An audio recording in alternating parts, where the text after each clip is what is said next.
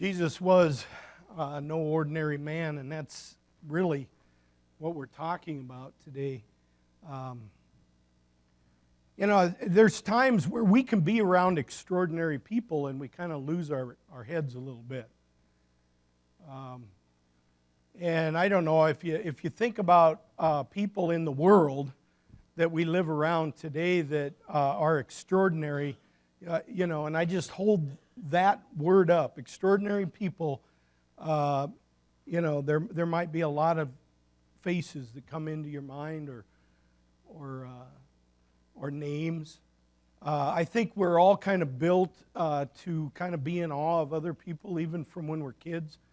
I remember being in awe and somewhat of my parents, and then when you grow up and you kind of learn that they make mistakes too, and it kind of shatters your view of them in a good sense. But yet, we can put people on pedestals in a lot of ways, and I know I've said this before, but my mom always thanked me after I became a pastor. She said, "Wade, after you became a pastor, see, I don't put pastors on a pedestal anymore." I say, "Thank you, Mom. I'm glad I could serve you in that way." And but she did. She was one of those that, the pastor could do no wrong. And then I became one. But now she believes in miracles like never before. But bottom line is, we can all get disappointed even in, we might have somebody that we hold up as extraordinary as an athlete. And we're all excited. And then we find out something that's very normal about them. Maybe how they treat their wife, or how they've lost all their money because they just got into addictions, and you get disillusioned with anyone in the world that we would hold up. And in some ways we do the same thing with religious people or people of faith. And if I would say, who are some extraordinary people of faith that you know? Could you throw a name out there? Billy Graham comes to mind right away, right? And yet I just read an article that has a slant on Billy Graham. Billy Graham, I think, proclaimed the gospel and everything, but this slant comes from those that have gotten rich off the gospel. And his family is one of the richest. And I'm not saying that to degrade him. God can give wealth to faithful people, and I think it's coming from a different perspective than I would have on that. But, there's all kinds of things that can cause. Well, who else might come to mind? An extraordinary person of faith. Elijah. Well, now you're getting me. I'm among the ones we live with today, is what I tried to emphasize there. Yeah, Mother Teresa would be one from ours. Extraordinary in her care for the down and out. And yet, as we have learned in the story, even those that we would call extraordinary in God's plan of salvation, going way back to Abraham and Moses, and we could say Elijah and Elisha, and yet all of them had something very much in common. What was that? They were very human. And regardless of how human they were shown, like David with committing murder and adultery, God was still able to work extraordinary things through those people. And the reality of what this day is about, no ordinary man, is that we know the most extraordinary person that ever walked this earth. One that in no way ever caused us to be disillusioned or disappointed, or could ever let us down in any way. He wasn't on a pedestal. In fact, he did the opposite. He put himself in the very lowest. so that God himself could raise him up. And here's the kicker. As much as we might go gaga over being in the midst of a celebrity, we get to talk to this person every day. We get to talk to the most extraordinary man that ever lived every day. And he walks with us, and he lives in us. And to get the idea of that extraordinary personhood in Jesus, we're going to look at just some. We can't look at everything, but we're going to look at some of these. And I picked these three because these three have something in common. They all led to his death. You'd think if he was extraordinary in this way, it would cause him to live, but it actually led to his death. And we're going to see how that happened. But the first thing we see is Jesus was, if you look at your outline there, Jesus was no ordinary teacher. And there's a quote that I've had for years from back at seminary, and it's actually a quote of Martin Luther, but it's not his quote. He quotes it, and we don't know for sure where he quoted it from. We're thinking maybe it was Augustine, since he was from the Augustinian order. But Jesus taught in that, in Matthew's gospel, we have the Sermon on the Mount. And Jesus picked a place, a natural amphitheater with probably upwards to 8,000 plus people, if not more. And they all sat down, and he just began to teach them. And he said incredible things in this sermon that went on about. But this is what this quote had to say. And it's really kind of pinpoints. In it, this Sermon on the Mount, we have the epitome of Jesus' teaching. It's radical, sensible, spiritual, and almost vicious. I think this is why Luther quoted it. In its demolition of hypocrisy.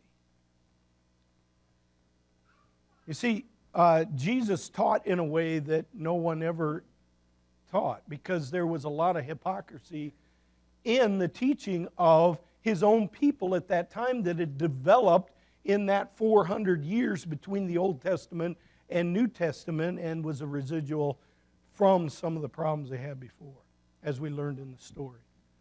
But when we look at this, we see that rabbis of that day, this is something you need to know, rabbis had what was called a yoke. I don't know if you knew this. I find this very fascinating. Rabbis each had their own yoke.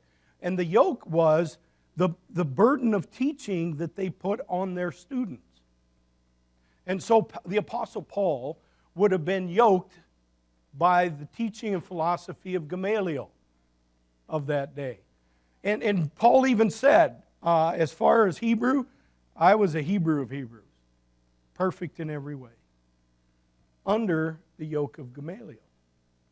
And it was called a yoke because it did put a burden on them. They had to follow this to the T to be considered a good student. And so when you look at that, and then you look at this passage in Matthew chapter 11, it says, he says, "Come to me, all of you who are weary and burdened, and I will give you rest. Take my yoke upon you and learn from me, for I am gentle and humble in heart, and you will find rest in your souls. For my yoke is easy and my burden is light." We don't often understand that. He was talking about his philosophy of grace and love and forgiveness and acceptance was so different than the teaching of any of the other rabbis of that day. That it was light, that it not only didn't put a burden on them, but it removed the burden of sin and guilt from them. And so when Paul became a Christian, started following Jesus, he was able to lay down that burden that Gamaliel had put on him and to take up the freedom in which he would teach and walk every day of his life.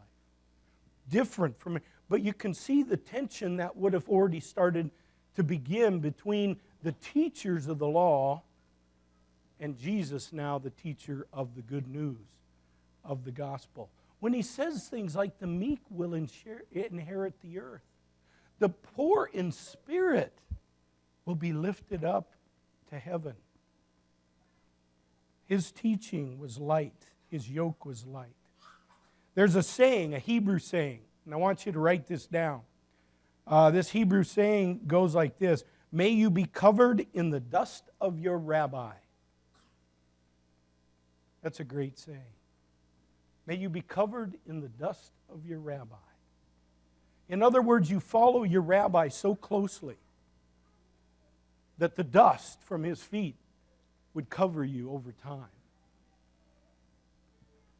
Jesus asks us to come along. In Mark chapter 1, verse 27, it says, the people were all amazed that they asked each other, what is this, a new teaching? And with authority. He even gives orders to evil spirits and they obey him. He had just cast a demon out, and they see this, they heard his teaching, and it already said they were amazed by that earlier. By the way, there's 30 instances where Jesus, the teaching of Jesus amazed people, and they were amazed by him and by what he did along with his teaching. And there's only 3 of those instances where Jesus was amazed at their inability to hear and believe what he was saying. And so the amazement of our God, the amazement of Jesus by the people that heard him teach, by those of us that can read what he taught and be amazed. And so the first thing that got him into trouble was the difference in, he wasn't an ordinary teacher. If he'd have been an ordinary teacher, he'd have been welcomed right in, no problem. Number 2, Jesus was no ordinary king. And we've been looking at this a little bit, the last week especially. But even at birth, if you remember back to what we talked about last week, even at birth, he was called a king and he was worshipped as a king. Not by anybody close other than the shepherds who were told by the angel, but by wise men who came from the east. And they worshipped him with kingly gift of gold. And yet, even though from his infancy he was considered that, he didn't talk like any other king in the world, did he? Jesus talked about serving, not coming to be served, but to serve and to give his life as a ransom for many. You see, he came from a lowly place. Nazareth, what good could come out of Nazareth? He came from a stable. He came from a place where shepherds worshiped. But he wasn't born in a palace. He wasn't born to a line of kings in the palace, but to a line of a king, David, to fulfill prophecy. When you look at Luke chapter 14, Luke 14, this passage, Jesus teaches something quite different than most kings of that day. He says, then Jesus said to the host, when you give a luncheon or a dinner, do not invite your friends, your brothers or your relatives, or your rich neighbors. If you do, they may invite you back, and so you will be repaid. But when you give a banquet, invite the poor, the crippled, the lame, the blind, and you will be blessed. Although they cannot repay you, you will be repaid at the resurrection of righteousness. That doesn't sound like a king of the day, does it? See, this is a king that accepted outsiders. This is a king who welcomed back prodigal sons who squandered his inheritance to other countries. He tells his subjects to throw parties and invite people from the outside to come. Invite those that no one else would invite. Doesn't sound like the kind of king. And yet, if we listen to this king, if we follow this king, if we're covered in the dust of our rabbi's teaching and we begin to do this, our lives are transformed. We are blessed by what we get to see in the difference of people's lives. There's a church down in Texas that throws a ball for people with Down syndrome and mental disabilities and difficulties, and they throw a ball and it's just a ball. And this one pastor, he goes to this one young gal comes in and she's all dressed up, and he goes, "Oh, you look so lovely tonight," and she goes, "I know." And they just beam with the joy of being able to be a part and to be invited and to be doted on. And the opposite can happen in our lives when we kind of expect to be invited, or others that might expect to be invited. And then they're a little more critical of, what did we have for dinner? I don't know if I really like the chicken done that way. And yet, our world, he turns upside down. And he says to focus on those that are down and out, those that are having difficulty, because that's what he came to do when he came for us. When you look at Galatians chapter 26, it is a spiritual kingdom that he talks about here. Galatians chapter 3, and starting with verse 26. It says, "You are all sons of God through faith in Christ Jesus. For all of you who are baptized into Christ have clothed yourselves with Christ. There is neither Jew nor Greek, slave nor free, male nor female, for you are all one in Christ. If you belong to Christ, then you are Abraham's seed and heirs according to his promise." You see, his kingdom talk is so different because his kingdom, as he said to Pilate, is not of this world. His kingdom goes above and beyond all the prejudices of this world. From race to the battle between men and women to everything that would divide us in this world because of sin, Jesus takes us above that, calling us into his kingdom of light. And so his kingdom has different sound to it. It is the result of lives being transformed. Chuck Colson said this, you see, kings, all kings today, ask their subjects to lay down their life for them. Jesus was the only king that laid down his life for his subjects. You see, that got him killed too, didn't it? What was it that was put above his cross? Yeah, he was called a king at birth and he was called a king at death. But at death, it wasn't meant in reality to the people that put it there. They called him the King of the Jews, which he claimed to be, and which he was. Number 3, Jesus was no ordinary man. And this, of course, is so true. What we can see how extraordinary he was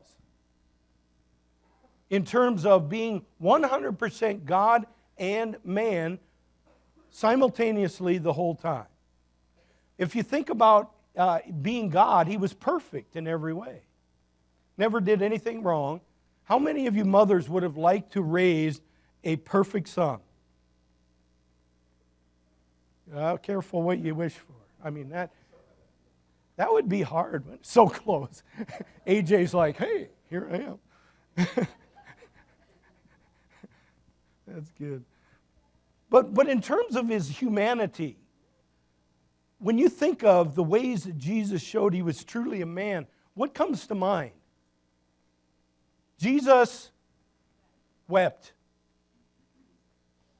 Jesus got hungry.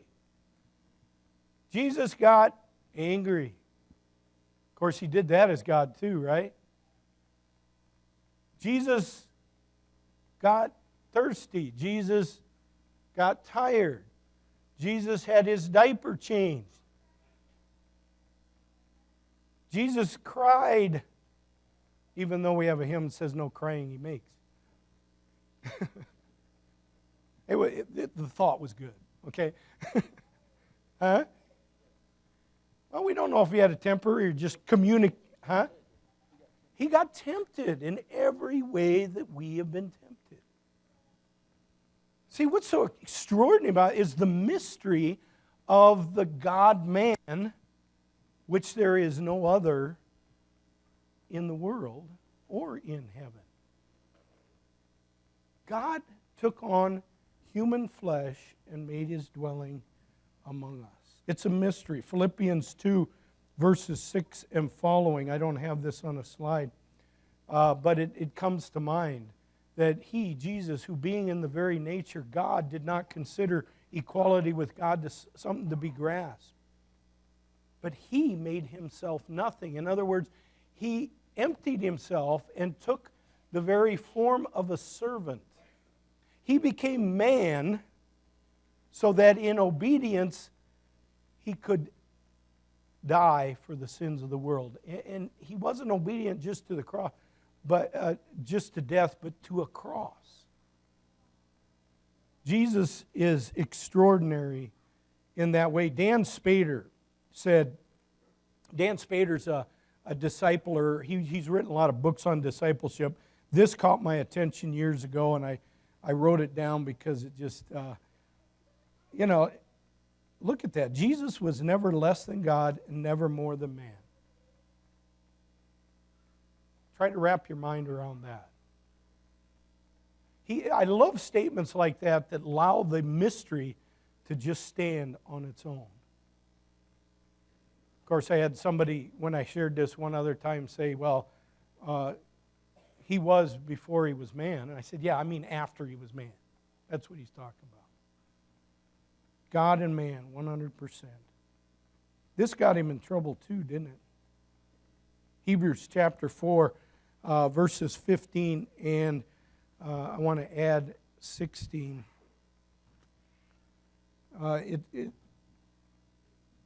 This says, for we do not have a high priest who is unable to sympathize with our weakness, but we have one who has been tempted in every way, just as we are, yet was without sin. And that's what you were bringing up. He was tempted in every way that we are. And I want to add verse 16. Just listen to this. It says, let us then, because of this, let us approach the throne of grace with confidence so that we may receive mercy and find grace and help us in our time of need. In other words, take the yoke that is light. What Jesus puts on us, the love and the forgiveness. He's extraordinary in that way. That got him in trouble, folks. Because he claimed for himself to be. Before Abraham was, finish it. Before Abraham was, I am.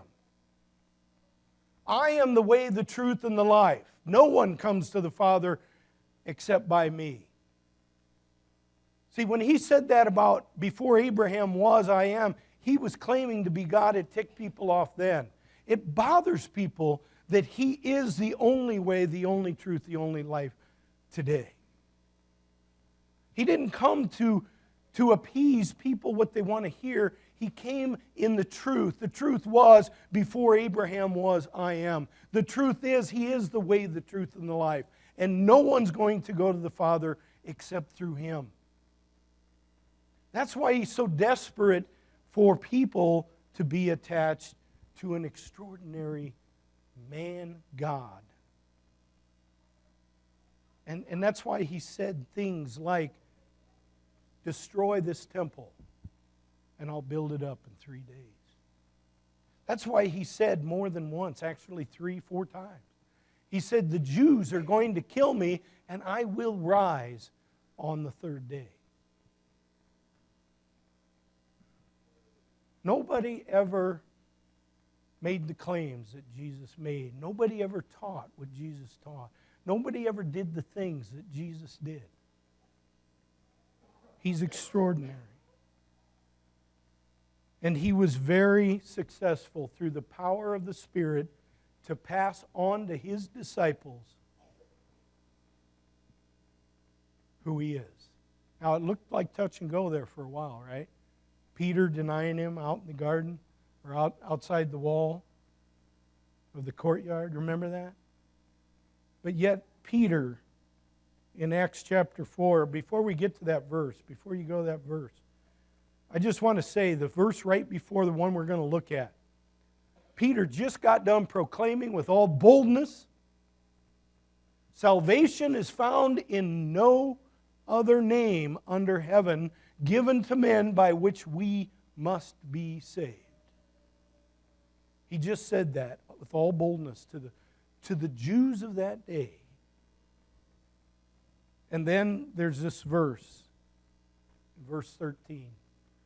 When they saw the courage of Peter and John and realized that they were unschooled, ordinary men, they were astonished. And they took note that these men had been with who?